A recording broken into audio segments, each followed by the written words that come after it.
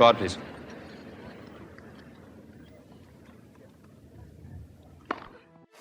Throughout the 80s and early 90s, nobody divided opinion on the tennis court quite like Ivan Lendl. One half of tennis fans saw him as a steely, unemotional and mechanical player, with Sports Illustrated dubbing him the champion that nobody cares about in the September of 1986. The other half saw him as a supremely dedicated and focused athlete, with Tennis magazine countering with a piece of its own entitled Why You Should Care About Ivan Lendl. Never the most physically gifted tennis player of his era, Ivan Lendl was nonetheless a quiet but immense force on the court, a counterpoint to John McEnroe and Jimmy Connors, the all-American tennis heroes. Growing up in communist Czechoslovakia, he appeared to be the opposite of these talented but at times histrionic players, so different in demeanour and background that he embodied the caricature communist, Ivan the Terrible. "I have more talent in my little finger than he has in his entire body," McEnroe once said of Lendl. Lendl didn't argue.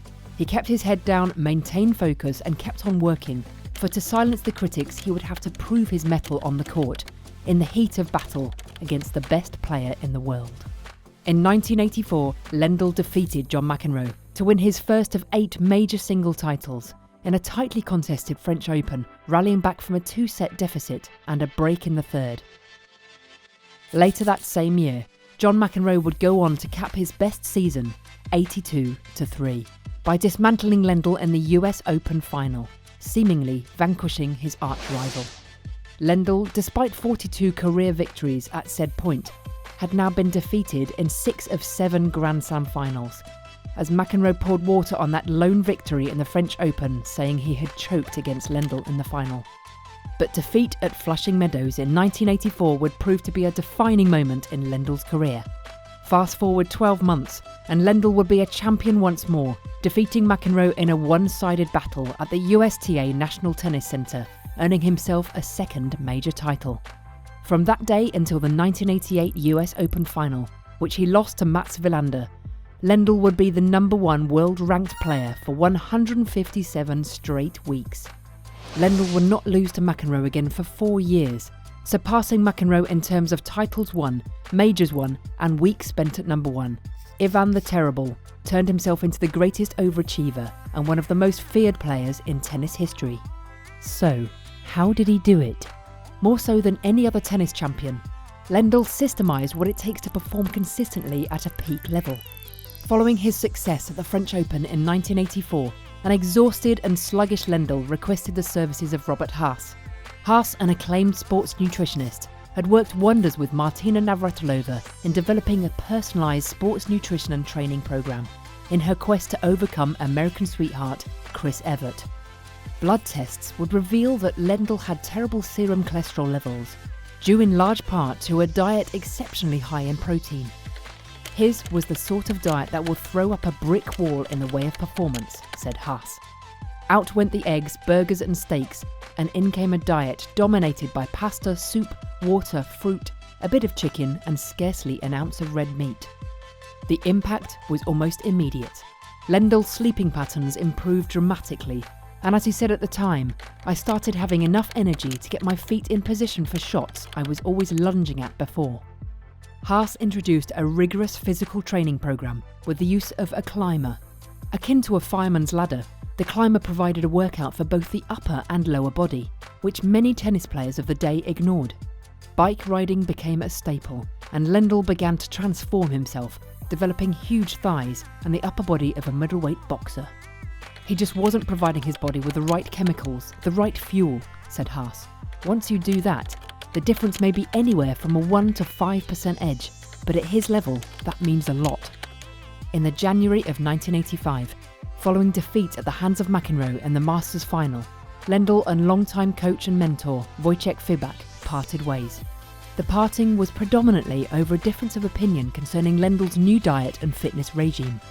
Fibak believed that Lendl should work more on the court, while Lendl thought he needed to work more off the court, running, cycling and lifting weights. "Fibak helped me tremendously to make the transition to this country, to get me very quickly to #2 or 3 in the world," Lendl said. "But then I needed to go further." Shortly after Fibak's departure, Lendl turned to former world number 2, Tony Roche. A fitness freak himself, Roche concurred that Lendl would win more matches by merely being in better shape. But what made Lendl's move to Roche strategically unique was that Roche was a left-hander, just like McEnroe. With Tony, I had someone who could help me see how a left-hander saw the court, Lendl would say years later. Under Roche, Lendl's slice backhand and volley improved dramatically. In the case of the former, Roche added variety and unpredictability, and the latter, with hard work, saw Lendl reach 5 Wimbledon semi-finals and 2 finals. "It's hard to imagine anyone who trains harder than Ivan does," said Roche. "That helps a lot with his movement on the court.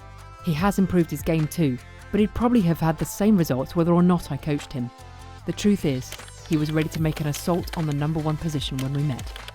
But perhaps the most intriguing work Lendl did during his career was on his mind. Alongside psychologist Alexis Castori, Lendl learnt to employ tactics to improve his focus and concentration systematically. Lendl's instinctive work ethic was reasonably simple to grasp. First work hard, then work harder. Castori taught Lendl not to work harder, but rather to work on relaxing and letting go. Aerobic and ballet bar exercises were introduced as standard into Lendl's training programme to combat rigidity, while a series of mental focus exercises were also employed. Castori explained that most people with high intelligence receive stimuli on several levels at once, and what happens is that they lose the capacity to focus just on the moment. One exercise was to take a small object, like a hairbrush, and describe it out loud for 5 minutes. Castori explained, "You're training the mind to see things that have always been there, but that you lose the ability to observe because you're always thinking of 3 things at once."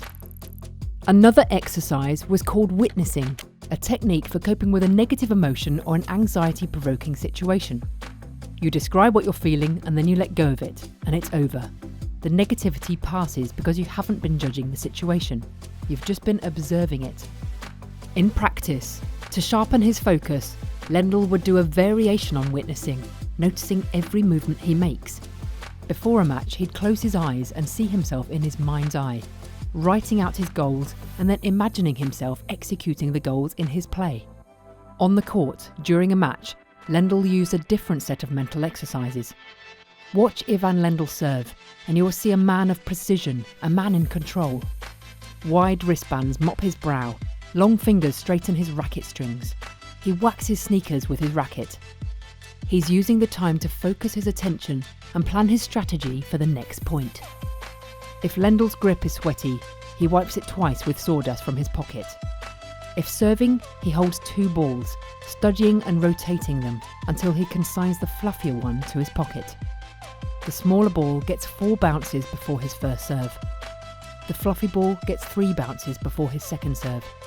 If playing on grass, with its moisture, he reduces the bounces to 2 and 1. He's visualising where he wants the service to go and what he's going to do after he serves, come in or stay back.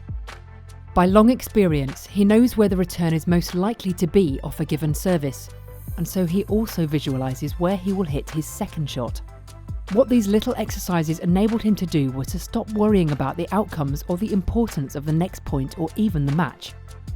Lendl came to realise that a Grand Slam final wasn't life or death. It was only a tennis match that he could either win or lose, just like every other tennis matches he played all year long. Tennis was only a game. Any pressure that existed was self-imposed. In September 1985, Lendl would win his first US Open, his second major, defeating longtime nemesis John McEnroe 7-6, 6-3, 6-4. Physically and mentally, Lendl had turned himself into the fittest player in the world and proved that his system worked. The game's biggest choker had transformed himself into its most iron-willed champion. Along with fellow Czech-turned-American Martina Navratilova, Lendl transformed the sport in the 80s, and in doing so was more influential in the long run than any of his contemporaries.